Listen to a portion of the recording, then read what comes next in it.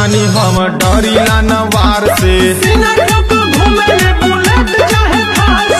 करीला बिलांग हम बाभन परिवार से।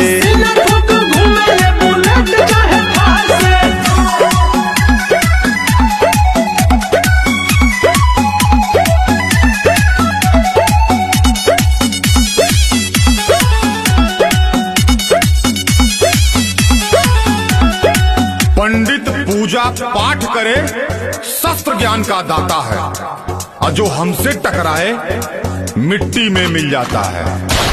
जाए पड़ी जेल के हो कभी के सदायर, कहीं भी तू जाके गौरव करेला हो फायर।